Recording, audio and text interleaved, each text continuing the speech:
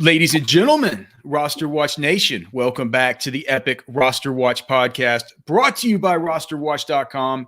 My name is Alex Dunlap, and joining us today, a great friend of the podcast, live from his beautiful beach house in southern New Jersey. He is Nelson Verbit. You can find him on Twitter at the Dynasty Depot. He's the creator and the mastermind behind Dynasty Depot. Nelson, what the hell's going on, brother? Brother, how are you, man? It's always good to see you, man. A little summer love in here, and thanks for letting me come on for a little bit. I just got back from the beach on the, not really the East Coast, but on the Sun Coast of Florida, visiting Byron. Man. Tell me about that fish, buddy. That fish killed me. I got into somewhere between 150 and 200 pound tarpon. We weren't allowed to measure them because down in Florida, you can only take them out of the water like half of their body. But we couldn't have pulled it on the boat anyway. I mean, it was just an absolute monster. But yeah, Trashman got one, Byron got one, I got one. You guys can find some videos and some photos of that stuff that I put up on Twitter at RosterWatch. But yeah, Nelson's enjoying the beach right now. And honestly, enjoying some awesome stuff you guys have going on at Dynasty Depot. I wanted to have you on to just talk about some of the latest news and notes around the NFL. Also wanted to go over maybe if I get enough courage up, I'll run a couple of live simulations here using the newest version of the redraft cheat sheet for PPR that I now have up over at RosterWatch.com for our pro members. But wanted to go over some Dynasty things first and talk to you about a huge promo that you guys have going on at Dynasty Depot. What the hell's going on right now, Nelson? So, man, we just came up with this idea and we threw it out there because we just got a little bored. And we're actually giving away a live Dynasty team right now on Twitter. So if you go to at the Dynasty Depot, you'll see what's going on. So we're giving away a $77 team, not a big money team, a $300 win team, but we're giving away that plus a lot of other perks, a $2,100 value, memberships to Dynasty Depot, all kinds of good stuff there, man. And it's a really cool team, man. So it's a 77, right? It's the new Triflex. Are you familiar with the Triflex? What does Triflex mean? So it's super flex, okay? But the extra flex, you have to start 3 wide receivers. So it's really interesting. So you can go quarterback, but there's actually 3 flexes, but one of them has to be a wide receiver. Okay. So it's a pretty cool format. So we'll put this team up there. So what's the roster construction again? I've seen those. I've never played in one. So you have the quarterback. What is it? 2 running backs, 2 wide receivers, 3 flexes, one of which is available to be a super flex, and one of which has to be a wide receiver. Correct. And a tight end. That's correct. No kicker, no D. Okay. No kicker, no D, which is kind of nice after all those years. People coming out with stuff without the kicker and the D, but it's really interesting. So we threw this team up there for nothing. So it's not the greatest team you've ever seen. It wasn't that bad. I looked at it. Like let's go over the team. Who are the players? Let's do it. And the way you can get this is by going to at the Dynasty Depot. At the Dynasty Depot on Twitter, finding any of the tweets that you guys have sent out talking about this deal, and you just retweet it. And I guess you're going to throw all those names in a hat and just pick a winner here on what is it, Friday? Yeah, we're going to pick a winner Friday morning and announce it, get a hold of the person, and they will instantly have a team that was purchased on Dynasty Depot, and they are now playing in the FFPC platform, which is our preferred platform, as you well know. And hopefully they'll get acquainted with Dynasty Depot and buying and selling teams just like your buddy Byron did, man. $2,100 of freebies there along with that stuff, all kinds of extra stuff. You can find all the details at the Dynasty Depot. But let's look at the team. Yeah, it's pretty cool. What do we got here? So you're looking at quarterbacks, so it is a super flex, right? Triflex is a super flex. Quarterbacks aren't the greatest situation. It's got Rodgers and Russell Wilson, not bad. Little age there, not bad. And then you're a little hurting with Dalton and Henny and Bortles, but really not the issue. You're going to have to make some moves with this team, right? Because you go to the RBs, right? You're sitting with Jacobs, Gaskin, Mike Davis, Christian McCaffrey, and Mr. Barkley. So if you're a dynasty player, you're going to be moving one of those guys, getting yourself a quarterback and making some moves there. Would you be moving which one of those guys would you be moving right now? Just out of curiosity. Moving McCaffrey immediately. Okay. Okay. Can you tell me why that's your go-to move? Because his market's as high as it ever was, even coming off the injury. In all the trading and the values that I see, he's worth somewhere in the neighborhood of 3 ones. Okay. So if you're buying a dynasty team, okay, you're set at running back on this team with Jacobs, Gaskin, Davis, and Barkley. You're set there. For now, yeah. I'm looking to trade for a future one, a quarterback, and another player. I'm looking for somewhere in the 2.5 to 3 ones range when I'm moving McCaffrey. That would be my move here. Nelson, how do you treat a how do you treat a 2023 one? Do you treat that as a 2022 too? No, 2022 one. We're talking. Right, but just in leagues, like there was a league that I'm in right now where I'm examining a trade involving Devontae Adams, and it's a situation that's come up with, like, how should I value these 2023 ones? Have you thought it, like, I'm kind of valuing that as a 2022 second. That's kind of when I'm going through it in my head. That's sort of how I'm thinking about it. But FFPC doesn't allow you to move 2023 picks. We're only allowed to move 2022s. Okay. Out of curiosity, if you weren't playing on FFPC, just for my own sake here, I would think the same with the 2022 class, which I'm sure you're aware is going to be really a strong class. It's probably what it's worth. Okay. And then with the wide receivers, what are we looking at here with this team? Looking at Aguilar, Tyler Boyd, Landry, Julio, Pittman, Amari Rodgers, and AB. Not the worst, not the best I've ever seen. You have a little bit of youth in there. You got a little bit of age. This might be a rebuild team, right? You know, maybe you're going to win this year because you got some players, but I'd be thinking down the road. You got some names with Julio, McCaffrey, people to move, okay, that still have good value right now. Right. And it's some players that have absolutely no dynasty value among everybody that is so youth oriented that actually can do well for you this year. I mean, we've talked a lot. But Byron and I, we've talked a lot about Antonio Brown, and clearly that's a 1-year play. But him coming in with now this time, you know, nothing up in the air, you know, coming back with the same team. We know the relationship he already has with Tom Brady. It's like he could come in and be really good. Like he could be a guy that's, at least for redraft, is undervalued this year. And as a guy in the 11th to 12th round of redraft leagues, I'm super interested in. Whenever we talk about those types of players, you know, those are the kinds of guys in Dynasty I look at. I'm like, well, shit, if I'm rebuilding right now, I know that you don't, you know, if it's a complete rebuild, you don't want it to be a situation where you just think you keep finishing with these middling, you know, finishes. You don't want to do it. But Nelson, have you ever had these teams where it's like, I can see this team being more of like a soft rebuild where you could maybe compete a little bit as you're rebuilding, if you're only talking about maybe flipping the one big Christian McCaffrey piece to address depth at quarterback, get a little bit younger at quarterback, and then pick up some rookie picks.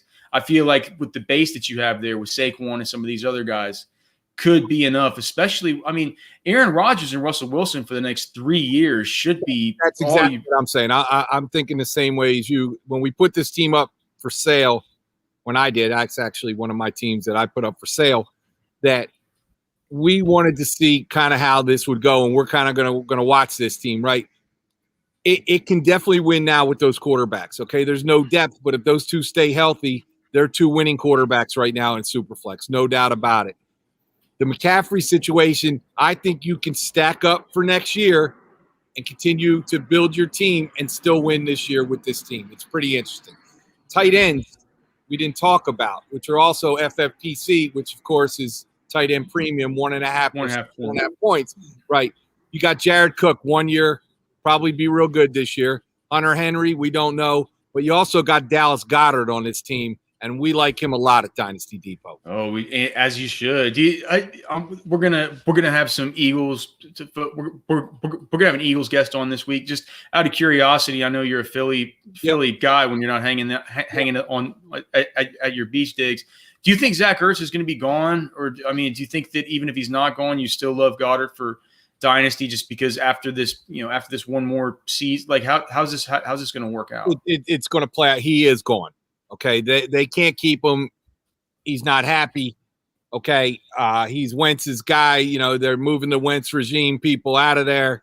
Okay, with Sirianni coming in, he will not be on the team this year. They will cut him if they can't trade him. Imagine that. Also, cap.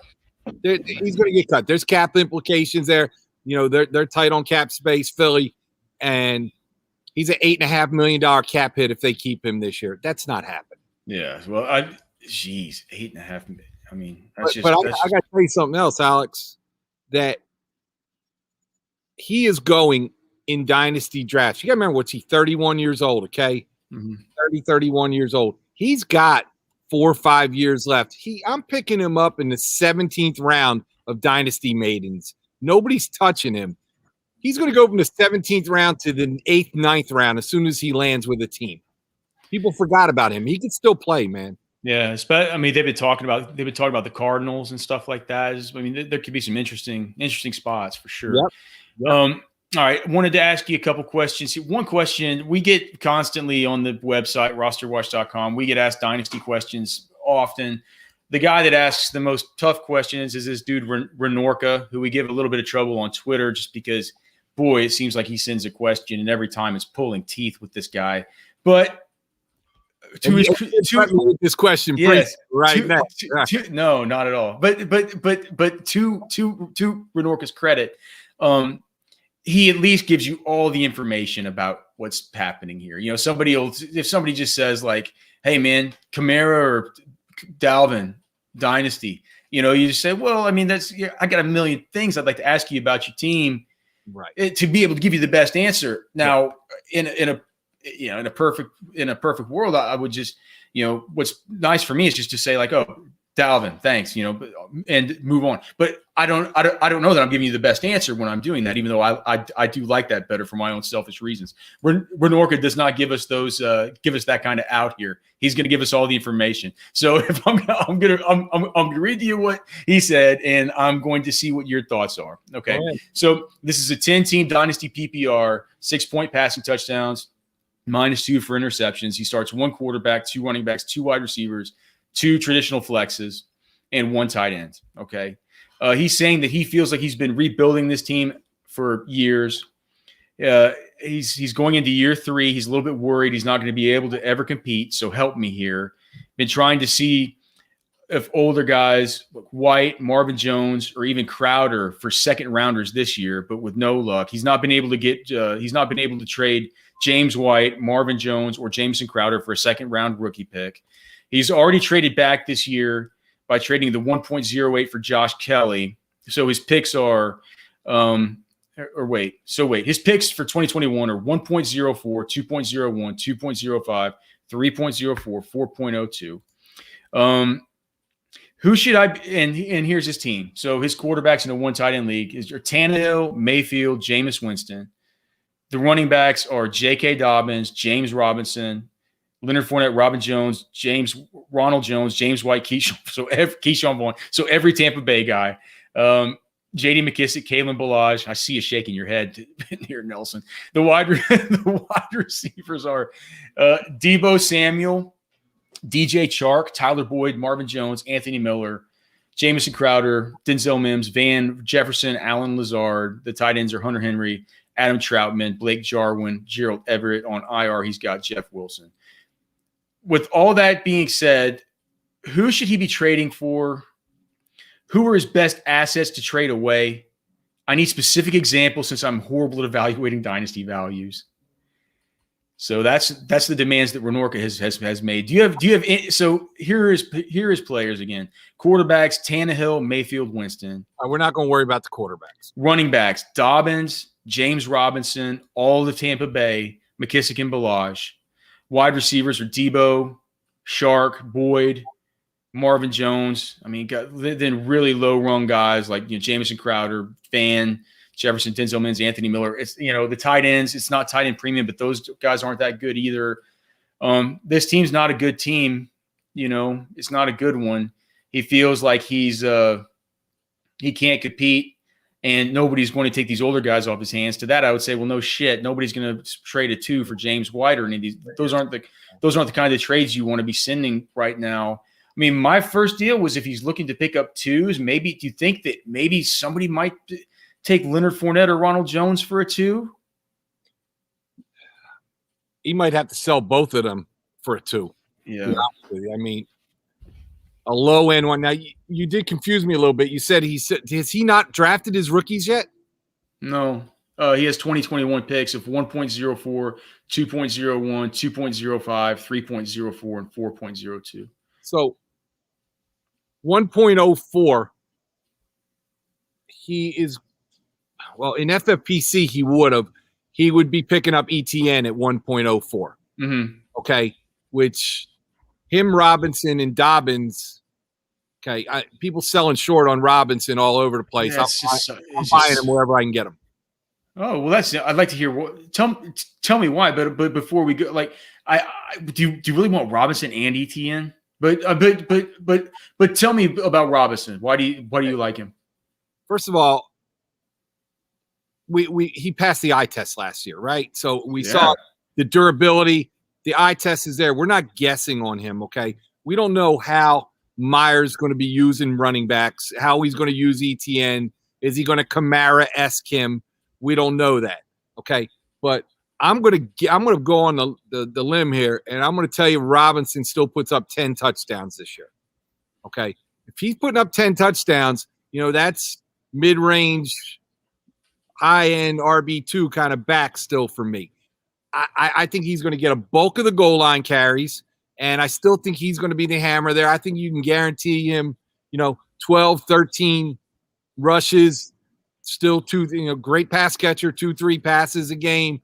I think he's a viable RB2. I would not move him for anything less than a low end 1. Well, and so you don't want him to move James Robinson because he's not going to get a low end 1 for him right now. Right, so, he won't, and you're not going to get it. So I mean, this guy's going to have to sell off anything with value here, right? Maybe package a Tyler Boyd and a Mims. Like that. He's in between a rock and a hard place here because he doesn't have any studs. The only stud on the team is Dobbins, right? Mm-hmm. And you can't get rid of him. That's your cornerstone. You're going to want to build around. I agree with you. 1.04. Probably ETN. Hopefully he doesn't. If there's any way he could get a shot at Najee, that would be great. But I don't think he'll get it. It'll come down. And now FFPC, Pitts and Najee were 1 and 2. Pitts went 1 a lot also. So it's going to come down to him probably Jamar Chase or Chase Pitts or ETN. In a 10-team league like that, I got a funny feeling ETN might go 2, right? And then end up with Pitts or Chase, which there's nothing wrong with that either. Well, then you got Chase, and Tyler Boyd as 2 of your main guys. Right. I'm probably looking to move Boyd. Yeah. So that's what I would say. That's a good point, Nelson. I'll say in anticipation of the fact that you might be looking at a situation where you're going to be taking a player from the Jacksonville Jaguars or the Cincinnati Bengals. With the Jaguars, getting rid of your other Jaguar right now is off the table with James Robinson. But DJ Chark is also on this team. Maybe put him on the block too. Maybe put Chark on the block. Put Boyd on the block because you know that you're going to be getting, if not Jamar Chase, Travis Etienne, or if not Etienne, Jamar Chase is what seems most likely. I would not move Chark right now. Okay, because I got a funny feeling he's going to be worth pretty good penny after week 2, 3, or 4 this year. With a quarterback that's going to be able to get the ball to him, he's an alpha receiver to me, man. He's got Marvin Jones on this team too, man. He's got too many Jags. It's like too many Jags in more ways than one. But I feel like I need to give him. He needs to go to at Dynasty Depot, at the Dynasty Depot, and get his name in there. I feel like I need to rig it and give him this team, so he's got something to work with. So he can go to his wife and say, "Look, hon, I got Barkley and McCaffrey on my team." Right. So here's the recommendation. If anybody's interested, and Troutman has a lot of value right now. Maybe you could put Troutman out there, see if there's something you could do. But then you would just be depending on Hunter Henry and I kind of think Jarwin's being slept on a little bit. Maybe. Troutman's another guy you cannot move now for the right value, okay? You can't. You don't know what you're sitting on there yet, and it could be something really good. What are you going to do? You're going to get a back end 2 for him right now? Yeah. I mean, I was going to say maybe if you could get I mean, it feels like his name's hot right now, but back maybe end 2 right now. Okay. Well, I certainly, you're drafting a million of these teams a day, so I'll definitely rely on your judgment. I would hold him. That's another guy I'm just holding on, and let's see what happens there. You could be sitting on something real good. I mean, the biggest problem he's got right now is he's sitting at 104. Got to rebuild. I mean, maybe he considers Javonte at 104, possibly. If he wants to do something crazy, I would still put Dobbins out there because that's my big asset. I would still put him out there. That team's so far from winning. Dobbins could be 3 years down the road here. Right. So I would put him out there and see what I could get back for him. Okay, so that's counterintuitive to the way that I generally think about. I always think to myself, I got to keep my one piece to build around.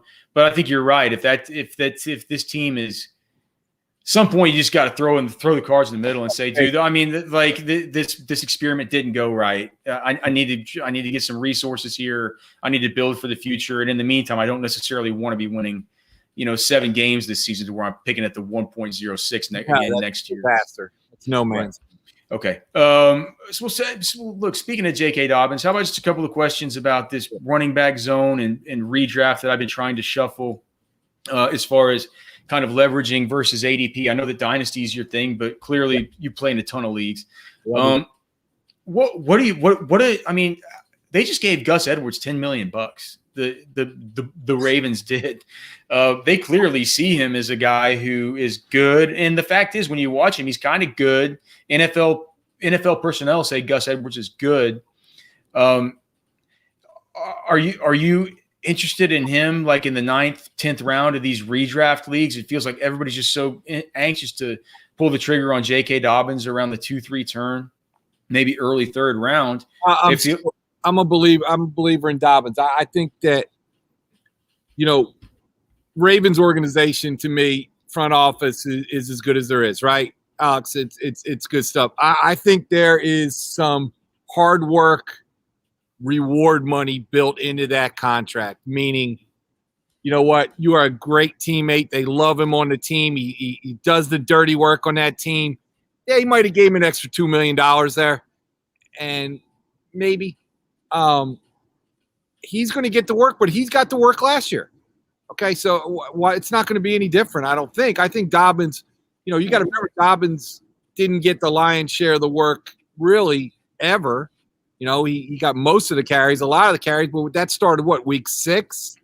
Right? Yeah. Well, yeah, I forget what the buy was. It was kind of a post buy, right? So listen, Edwards is going to get 10 carries a game.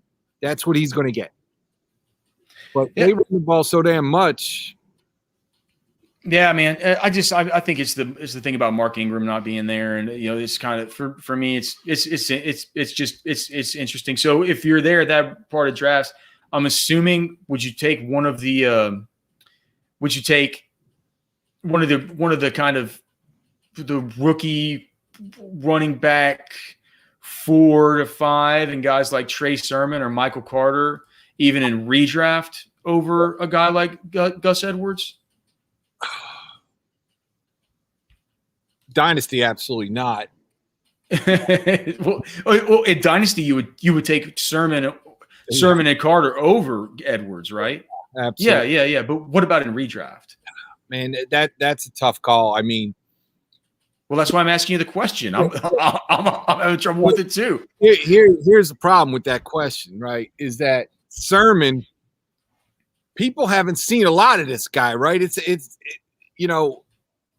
drafted, to the right team who has 18 running backs also. I mean, those guys aren't going away there.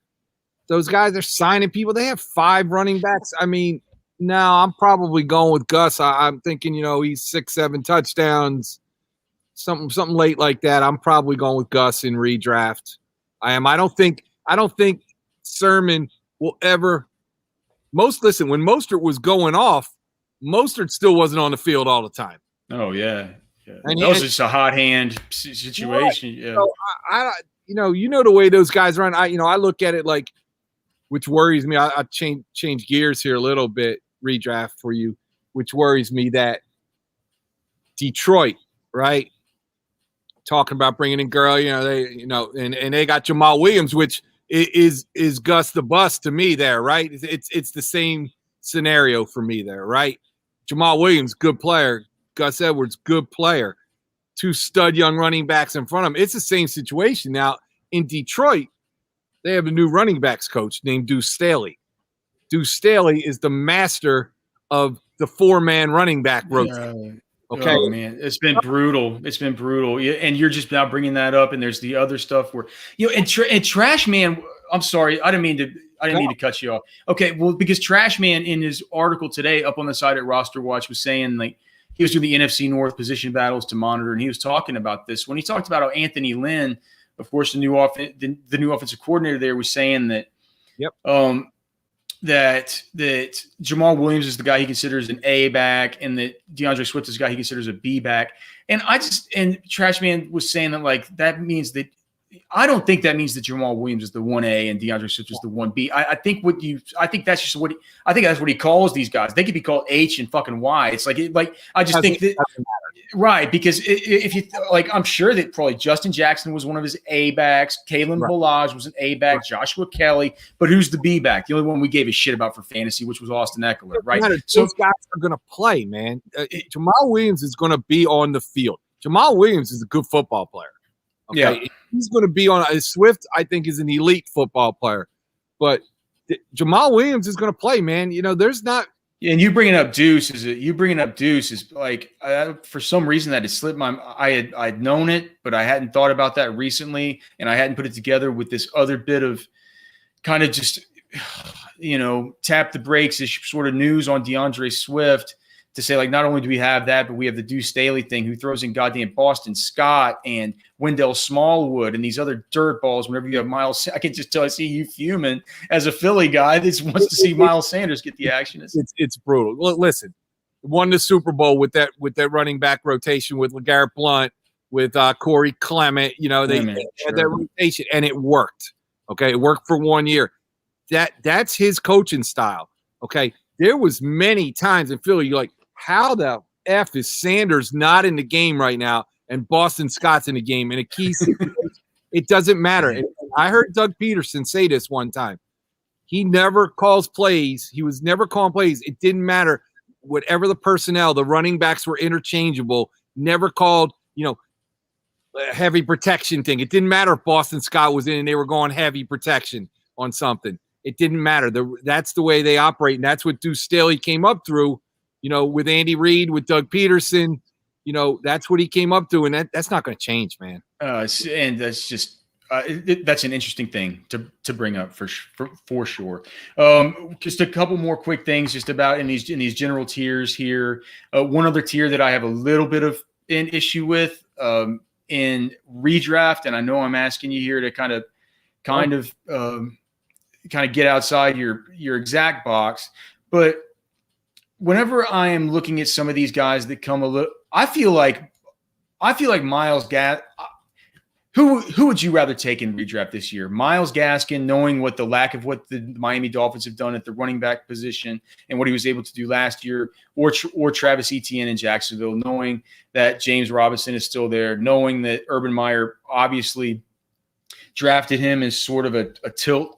He was sort of tilting when he drafted him, because he even said afterwards he wanted Kadarius Toney. Now he's been working Travis Etienne out at wide receiver. I don't necessarily think that's as bad as some people think it is to get a gifted pass catcher like Travis Etienne, that kind of work.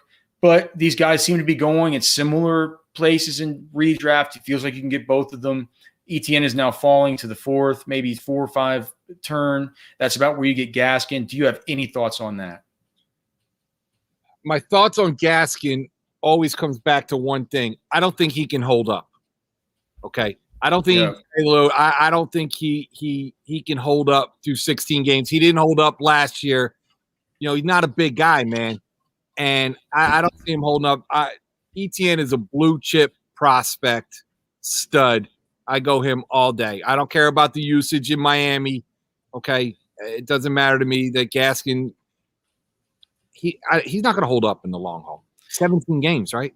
Yeah, I have ETN ahead of Gaskin on the cheat sheet. I still think Gaskin's a good value there, but I did make the decision. I think I would rather have ETN. All right, so let's see here. Let me see if I can share this screen. And by the way, I'm going Gibson over Dobbins. Antonio Gibson. I'm going Gibson over Dobbins. Oh, I'm going Gibson. I'm going Gibson way over Dobbins. Okay. I mean, I'm going Najee Harris over Dobbins. Yep. Yep. I have Dobbins with the Clyde Edwards-Helaire's and the those kinds of guys. Miles Sanders. Let's throw that at you. That's one of the toughest guys for me, man. CH, I can't say if he's going to have this monster second year, right?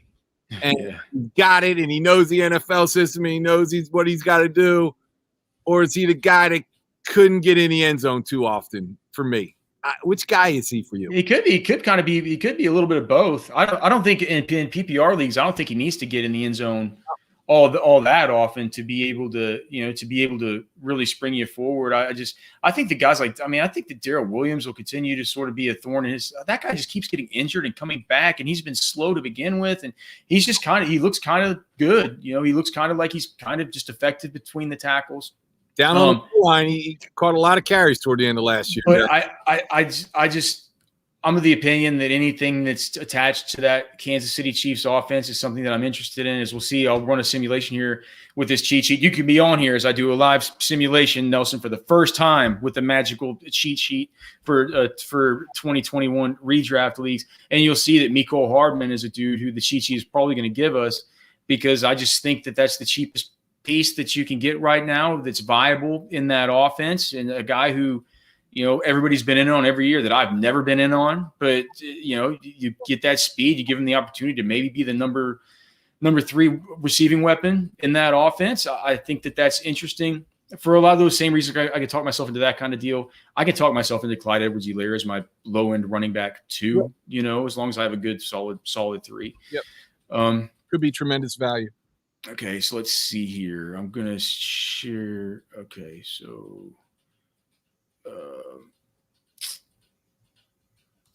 I'm going to go to this one, open this window. Let's see here if I can do this. It's making me follow a bunch of steps here. I'm on the Brave browser, and so it's like privacy stuff. I'll just go through it. I'll tell you guys what it is, what the picks are, pick by pick. So Nelson, do you have a spot that you want me to pick at? This is version 1.1 now. I've already updated to version 1.1 of the PPR cheat sheet. It's a 12-team league, Nelson. Is there a spot you want me to pick, or should I just randomize? Tough spot. 104. The 4th pick. All right. Okay, cool. So 1 quarterback, 2 running backs, 2 wide receivers, 1 tight end, 2 flex, 6 bench spots. I'll be drafting against the expert consensus at Fantasy Pros. Also, the composite ADPs from the drafts thus far at ESPN, Fantrax, RT Sports, the mock drafts at FF Calculator, and the composite best ball ADP from best ball 10s and everybody else that has a 1-point PPR using this one. So I'll start the draft here. At 1.04, it's going to be a Derrick Henry kind of start. We'll see what happens. Let's see if maybe Saquon will fall. Okay, so at 1.0, yeah, it's going to be a Derrick Henry start here at 1.04. And as we get around to the next turn, this is a tough one here, Nelson, because I have a hard time between Joe Mixon and Antonio Gibson. I have Joe Mixon ahead of him on the sheet by 1. Both of these guys are available. I'm just going to go ahead and go Mixon here. Hope that he could finally just see that uptick in receiving volume now that Giovanni Bernard is gone. As we go here now. Let me ask you a question here. Let's stop on Mixon for a second. Right. Yeah. So, have you seen one solid report about that guy's foot? That's good. That's a good thing to bring up. No, I mean, but from what we've heard, they want him more involved in the receiving game. They talk about him. Foot injury and you don't hear a word for 8 months. This guy's looking. Listen, you hear it all the time. This guy's looking as good as ever. He's since he has shitty reporters, though. Like I think if he was anywhere else, they would tell me one thing about Joe Mixon. How can I draft Joe Mixon? I don't even know if he's playing this year. Word. Okay, well, I'm gonna go with I'm going with Mixon here on this one. I trust the sheet. I follow the 3 simple rules at the top. Now we're here at my third round pick. Keenan Allen fell to me here in the third, so the cheat sheet is saying go ahead and make that your wide receiver one. That'll work. Do you think that if you had this choice here, so the cheat sheet's giving me a choice, where would you go if you already had 2 running backs and 1 wide receiver? David Montgomery or Adam Thielen? The cheat sheet's letting me. David Montgomery all day. All right, so let's go David Montgomery. Really quick, man. Let's fill out the rest of this one. Now we're getting another choice here. We're getting a choice between Myles Gaskin and Brandon Ayuk. This team's turning out good, dude. Yeah, this team's turning out good. I like it. I probably go Ayuk right here. And just fill out the 2 starting wide receivers and just see what we can do through the rest of this thing. Yep. Okay. I can't believe it, but there's going to be another choice here. Again, 2 guys on the same line. And that is – oh, no, they are not on the same line. So Chase Edmonds is the next one here that we'll be taking in the – I believe that's the 6.09. Feels a little bit like a reach there. I probably need to look into that. Robbie Anderson with my 7th round pick. So some good value there, some good depth value. We talked earlier about Antonio Brown maybe being somebody we could look at here, sort of deep. But I have a choice now between Antonio Brown and Damien Harris, who were on the same line on the cheat sheet. Are you into Damien Harris this year? Believe it or not, I like him. I kind of do too. I kind of like him. Anybody in New England, obviously it's scary. Stevenson, I haven't seen, heard, supposedly they like him. I don't like Ramondre Stevenson.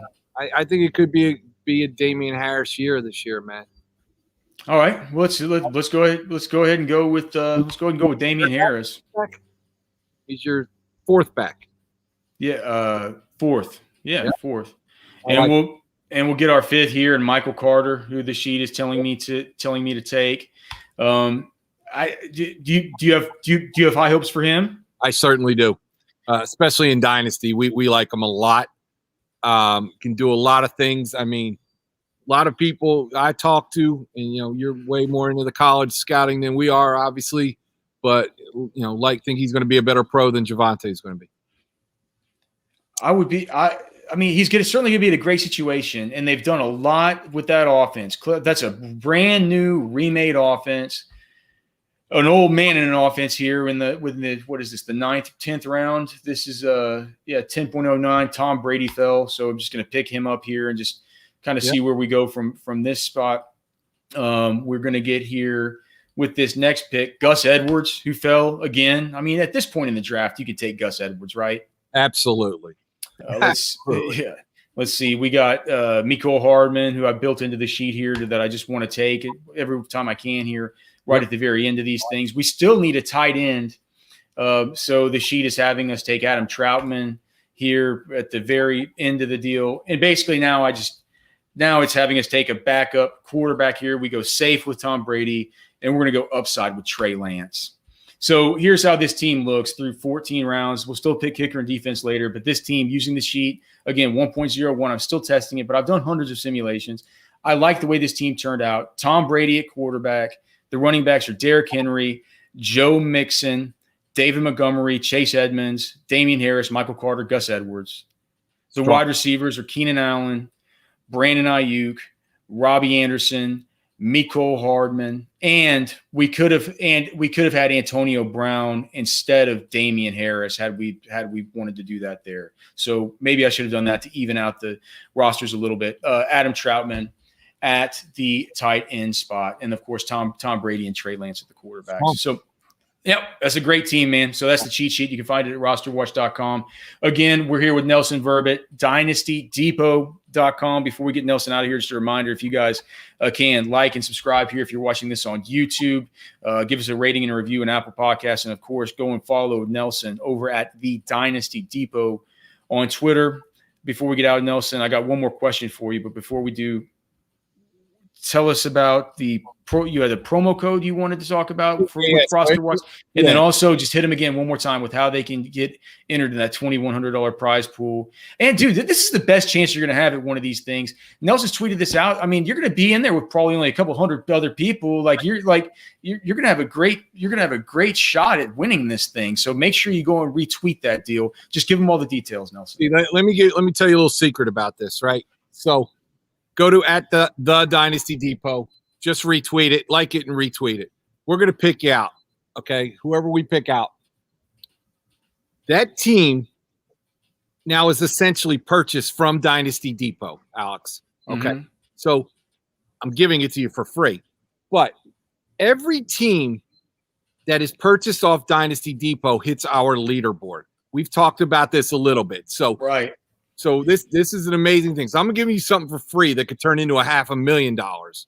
So basically you have best ball, standard, superflex, best ball, 4 divisions. This will fall into a triflex, superflex, okay?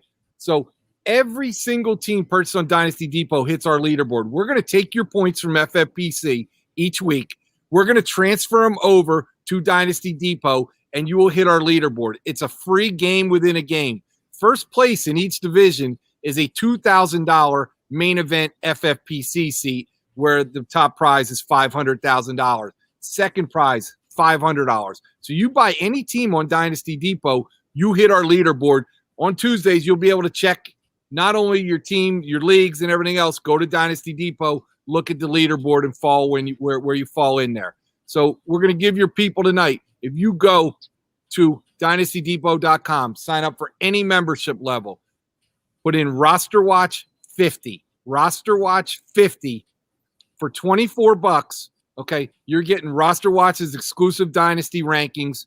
Okay, and you're getting all access to Dynasty Depot. That'll carry you through till next July. So you got this season, all season, Dynasty Depot, where you're bidding, buying, and selling teams. We're an auction site, man. We're an eBay for fantasy football teams. That's all we do.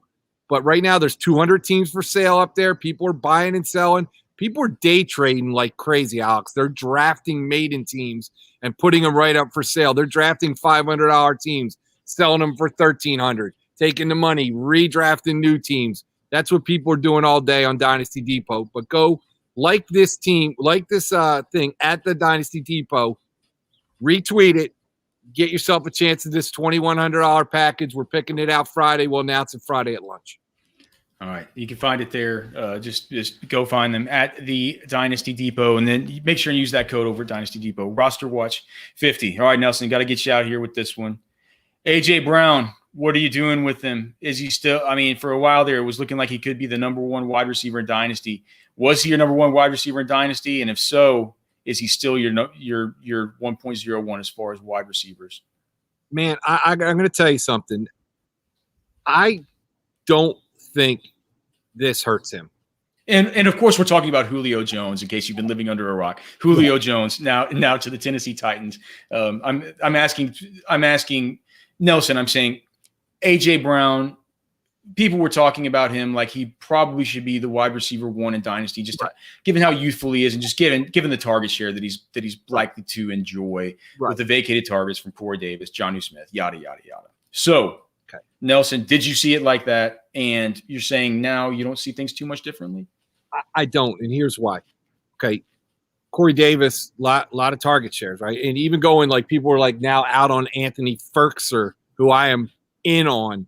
I still like him. I like him even more now. People don't all the target share. People worry about target shares. Well, you have to worry about coverages also, right? You're going to get targets if you're open. That's kind of how the premise goes here. So with what Julio's going to draw, okay, Brown and his connection with Tannehill already, he might have a bigger year this year.